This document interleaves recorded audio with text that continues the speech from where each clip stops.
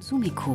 L'industrie de la musique qui reprend des couleurs, c'est pas du tout le cas d'Air France, Axel de Tarlet. Air France qui supprime à nouveau 2800 emplois, après en avoir déjà supprimé plus de 5000, faut-il le rappeler. L'effectif global d'Air France, c'est 100 000 personnes. Ça veut dire que la compagnie aérienne ne va pas tellement mieux, elle sera à nouveau déficitaire cette année, mais qu'est-ce qui se passe? On a l'impression que c'est la restructuration permanente chez Air France. Oui, alors, et ce qui est très intéressant dans le cas Air France, c'est qu'en fait, on voit à la loupe les difficultés de nos entreprises trempées dans le chaudron de la mondialisation débridée. À savoir, Air France est d'un côté confrontée à l'offensive des compagnies low cost en Europe qui cassent les prix avec des méthodes qu'on connaît.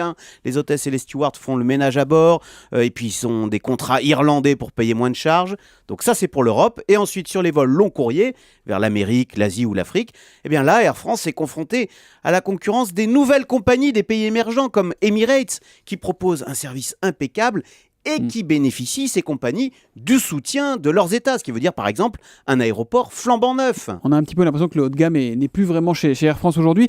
Comment Air France peut lutter face à cette double attaque? Est-ce qu'Air France peut encore gagner la bataille? Est-ce qu'on est encore dans le match? Alors, cette question est cruciale. Donc, si on considère qu'Air France est un laboratoire de la bataille française pour la compétitivité, écoutez, la stratégie est très simple, elle est connue. Réduction des coûts. Sur les vols court courrier, les coûts ont été divisés par 2 chez Air France. Et c'est vrai que maintenant, vous trouvez des billets Air France à moins de 50 €.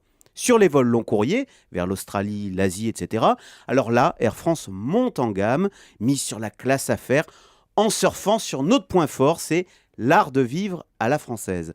Alors, est-ce que ça marche?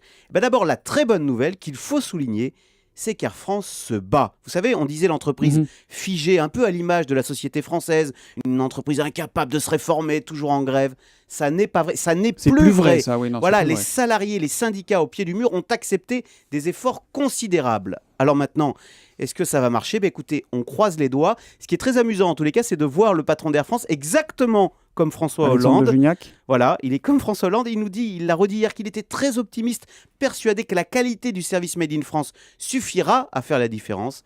Écoutez, on est de tout cœur avec lui. Et il y a quelque chose qu'il faut quand même signaler, c'est que l'accueil à bord des avions d'Air France est toujours remarquable. Il faut le dire parce que là qu'on grogne tout le temps. Moi, je trouve que les hôtesses et les stewards sont toujours très sympas à bord. Et ben voilà, vous êtes la démonstration que la stratégie de monter en gamme réussit. Oui, monsieur.